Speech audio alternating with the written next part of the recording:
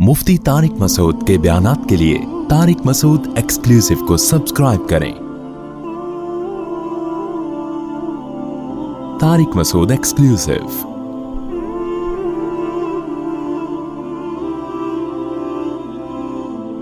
फिरौन को डर ये था कि अगर मुझे किसी कौम से खतरा है तो किससे है? बनी इसराइल से। क्यों? ये एक नजरियाती लोग हैं।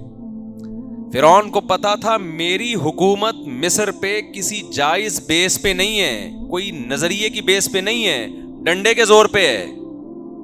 जो मुसल्लत हो गया जिसकी लाठी उसकी भैंस। और आज दुनिया में हुकूमतें ऐसे ही हैं, कोई नजरिए की बेस पे थोड़ी हैं।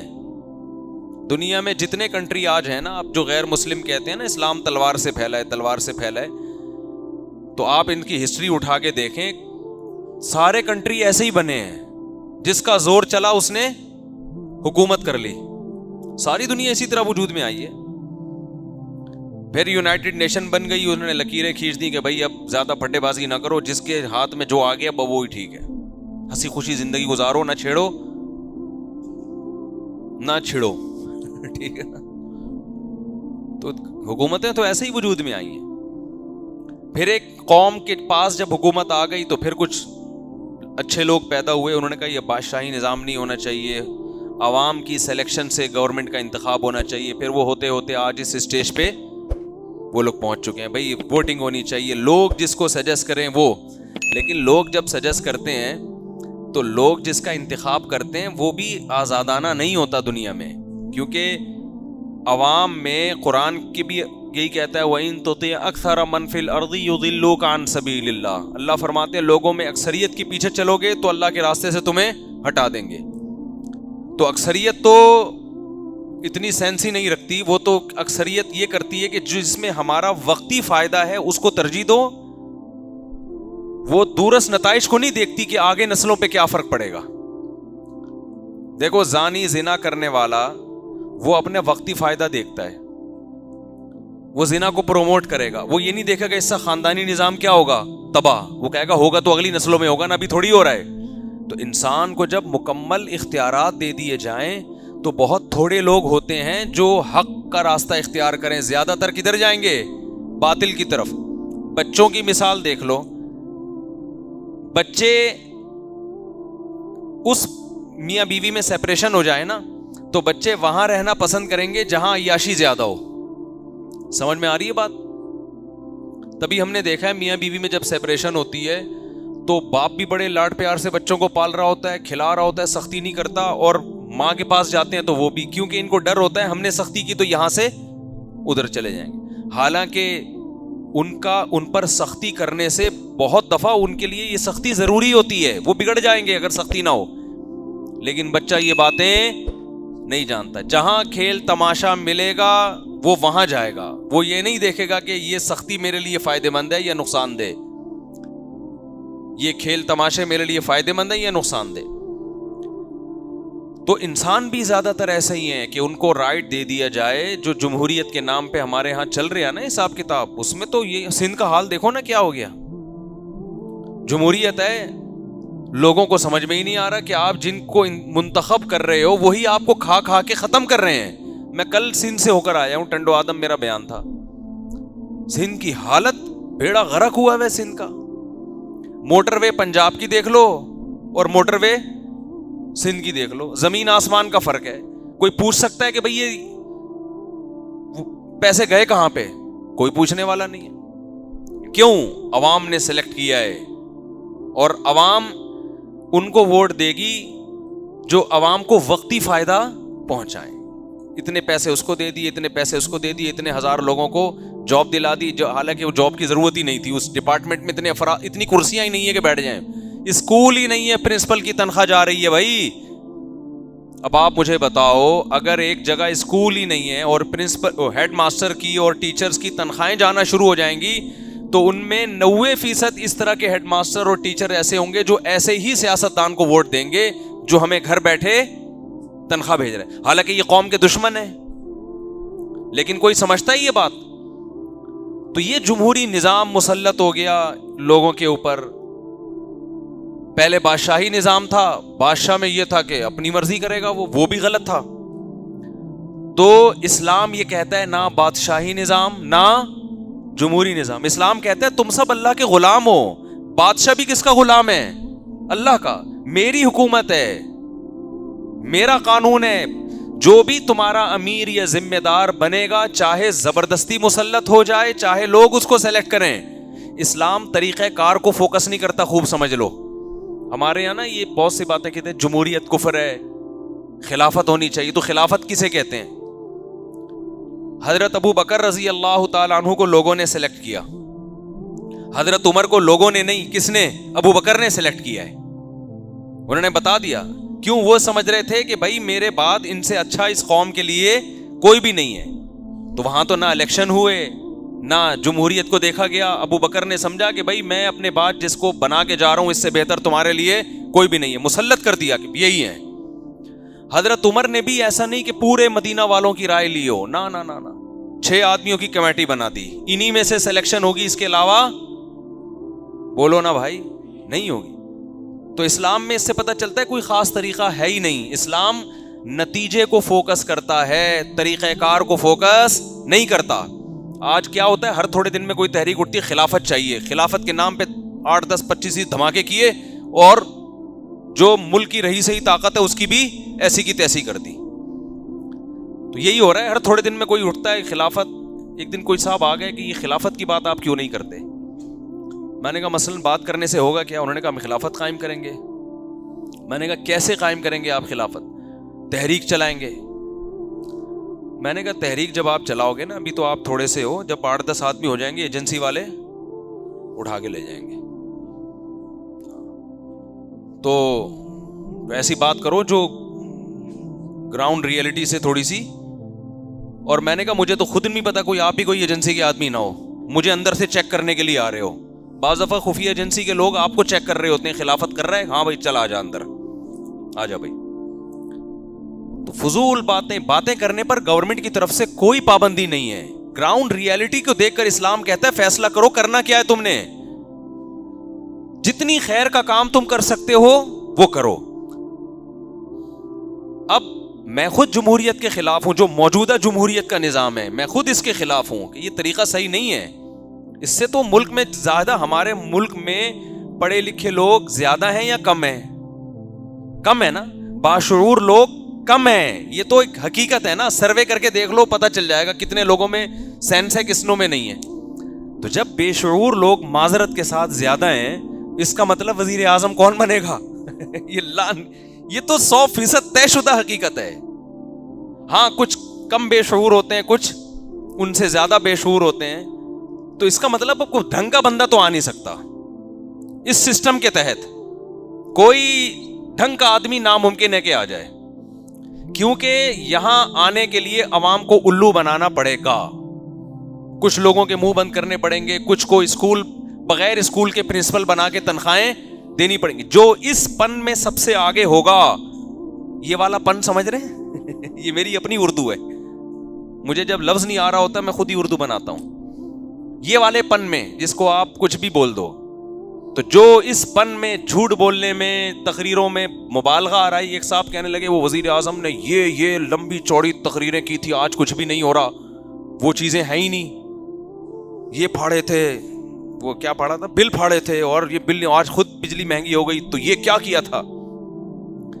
تو میں نے کہا کہ یعنی وزیر اعظم کو یہ تقریر کرنی چاہیے تھی ماضی میں کہ جو بجلی کے بل ہیں وہ آپ پے کیا کریں, اور یہ جو مہنگائی بڑھ رہی ہے غلط ہے لیکن یہ نیچرل ہے, یعنی پرانے دور حکومت میں. اور یہ جو ہمارے حکمران ہیں یہ کرپٹ ہیں, لیکن اتنے نہیں جتنا میں کہہ رہا ہوں, اس سے تھوڑا سا کم کر لو. یعنی اعتدال سے تقریر ہوتی تو ووٹ. اس سیاست میں جھوٹ بولنا یہ اس کا لازمی حصہ ہے. آپ صحیح بات کرو گے, آپ کو آج کل رشتہ نہیں ملتا, ووٹ کہاں سے ملے گا؟ حقیقت بتا رہا, آپ صحیح آگے بتا دو. وہ کہتے ہیں نا سب بتا دوں ہاتھ پاؤں کٹوا دوں. تو لوگوں میں سینس ہے ہی نہیں یہ سمجھنے کے لیے کہ کون 2 اور 2 4 کی طرح سیدھی بات کرتا ہے, کون باتوں کو گھماتا. کچھ لوگ ہوتے ہیں ہر معاشرے میں, وہ اچھے ہوتے ہیں, ان کو پتا ہے جو سیدھی بات کرے وہ ٹھیک ہے, لیکن ایسے لوگ مارکیٹ میں شارٹ. ہمارے یہاں کلچر ہی یہی ہے کہ گھماؤ گھماؤ بات کو, ٹوپیاں کراؤ, جھوٹ بولو. تقریروں میں اکثر ایک واقعہ سناتا ہوں نا, ایک صاحب تقریر کر رہے تھے سیاستدان, میں جناب 2 اسکول بناؤں گا, ایک لڑکوں کے لیے ایک لڑکیوں کے لیے, 2 ہاسپٹل بناؤں گا, ایک مردوں کے لیے خواتین کے لیے. کسی نے کہا ہمارے یہاں میٹرنیٹی ہوم نہیں ہے. اس نے کہا میں 2 بناؤں گا, لڑکیوں کے لیے الگ, مردوں کے لیے الگ. ابے تو پہلے پوچھ تو لے کہ یہ ہوتا کیا ہے. لیکن جب تقریر ہوگی تو پھر اس میں یہ چیزوں کا خیال نہیں, ابھی تو فی الحال پھینکتے رہو. تو یہ سب سیاستدان پھینکتے ہیں, یہ مجبوری ہے, اس کے بغیر نہیں ووٹ ملتے. یہ جمہوری نظام کا حصہ ہے, یہ جھوٹ بولو. اور یہ انگریزوں نے مسلط کیا ہمارے اوپر ایک فضول قسم کا نظام, یہ نیچرل تھوڑی ہے. لیکن بہرحال اب لوگ مجھے کہتے ہیں جب یہ غلط ہے تو آپ ووٹ کیوں دیتے ہو, آپ اس کے خلاف بغاوت کا اعلان کیوں نہیں کرتے. میں کہتا ہوں یہ اس سے بھی غلط ہو جائے گا. ٹھیک ہے نا, اگر ہم اس سسٹم کے خلاف بغاوت کا اعلان کریں تو ہم کچھ بھی نہیں کر سکتے, اور جو تھوڑی بہت خیر ہم سے ہو سکتی ہے وہ بھی نہیں ہوگی. دیکھو خوب اچھی طرح سمجھ لو, جو کام کرنے والے لوگ ہوتے ہیں وہ ہمیشہ معتدل ہوتے ہیں, وہ ہمیشہ معتدل ہوتے ہیں. ان کی باتوں میں آپ کو مبالغہ نظر نہیں آئے گا, دعوے لمبے لمبے نظر نہیں آئیں گے. ہم جمہوریت کے نظام کے خلاف ہیں, لیکن ہم کہتے ہیں ووٹ ضرور دو, اس لیے کہ یہ نظام آپ چینج کرنا آپ کے بس میں نہیں ہے. یہ تو جب تک پوری عوام نہیں کھڑی ہوگی اور اس نظام کے خلاف. پھر دوسری بات, اس کا آلٹرنیٹ بھی تو پیش کرے نا. آلٹرنیٹ کیا ہے؟ آلٹرنیٹ بھی نہیں ہے آپ کے پاس. ایسا آلٹرنیٹ جو قابل عمل بھی ہو. لوگ کہہ سکتے ہیں اس کا آلٹرنیٹ یہ کہ خلیفۃ اللہ فی الارض آنا چاہیے زمین میں, یہ جمہوری نظام کو ہٹا دو اور ایک عمر ابن خطاب جیسا خلیفہ لے آؤ.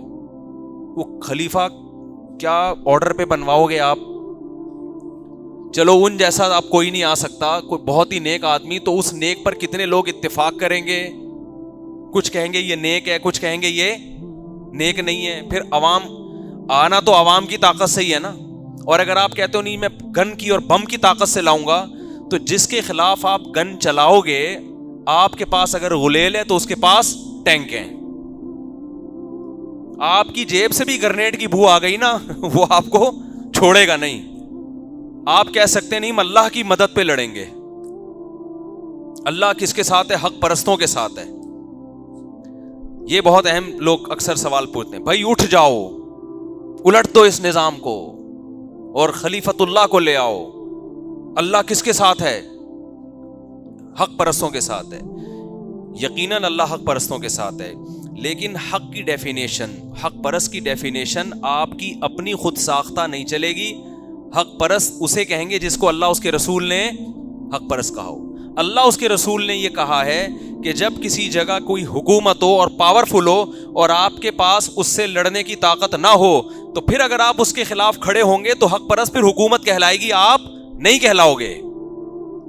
نہیں آ رہی میرا خیال ہے بات؟ یہ تو صحیح حدیث سے یہ مضمون ثابت ہے کہ جب کوئی بھی مسلمانوں کا بادشاہ ہو, خلیفہ ہو, حاکم ہو, کوئی بھی ہو. حاکم کی ڈیفینیشن کیا ہے؟ جس کے پاس قوت نافذہ ہو. قوت نافذہ کا مطلب وہ جو آرڈر کرے اس کو منوا سکتا ہو, اتنی پاور اس کے پاس. تو جب بھی کوئی ایسا ہوگا, نبی صلی اللہ علیہ وسلم نے فرمایا اس کے خلاف اگر کوئی مسلح ہتھیار اٹھاتا ہے تو مسلم کی حدیث ہے, آپ نے فرمایا اسے قتل کر دو, کائنم من کان. کیوں؟ اس سے مسلمانوں میں خون ریزی ہوگی اور جو رہی صحیح طاقت ہے وہ بھی ختم ہو جائے گی.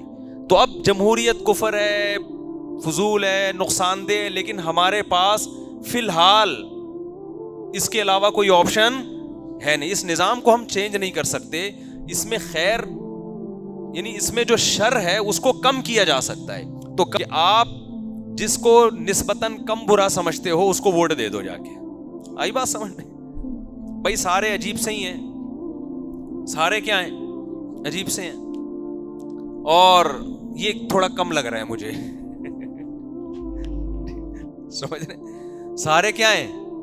عجیب سے ہی ہیں. تو یہ والا تھوڑا سا کم لگ رہا ہے, تو اس کو لے آؤ. تو اس سے یہ ہوگا کہ شر تھوڑا کیا ہو جائے گا, کم. اور یہ بھی میں نے ایسا ہی کہہ دیا, ورنہ بعض دفعہ بڑے خاندانی لوگ بھی اتفاق سے مل جاتے ہیں. میرے جب سفر ہوا لوگوں سے ملا ہوں تو مجھے بڑے بڑے خاندانی لوگ بھی ملے ہیں, سیاست دانوں میں. اب آدمی حیران ہوتا ہے کہ یار اتنا نیک سیاست دان,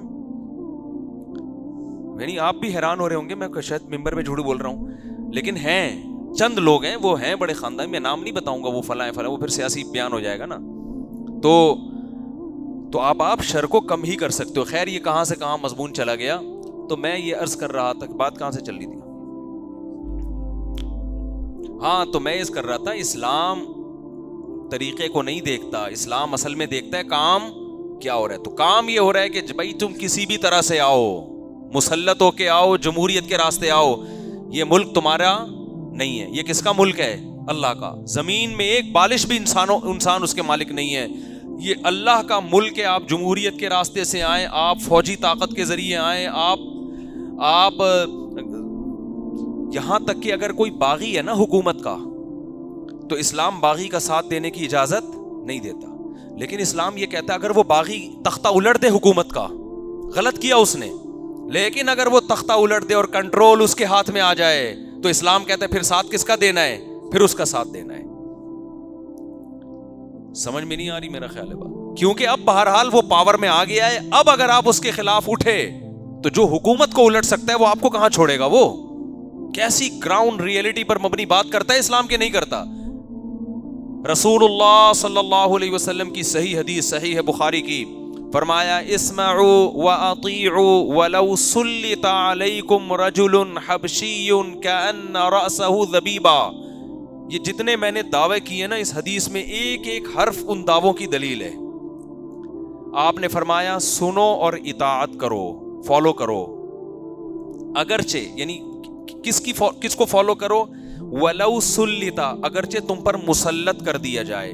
کیا مطلب؟ سلیکٹڈ نہ ہو, تم نے ووٹ کے ذریعے قوم کے باشعور لوگوں نے آپس میں صلح مشورہ کر کے اس کی سلیکشن نہیں کی ہے, بلکہ وہ گن پوائنٹ پہ اپنے زور بازو سے زبردستی تمہارے اوپر مسلط. زبردستی میں پتہ چل رہا ہے کہ کوئی بھی اس کو پسند نہیں کرتا,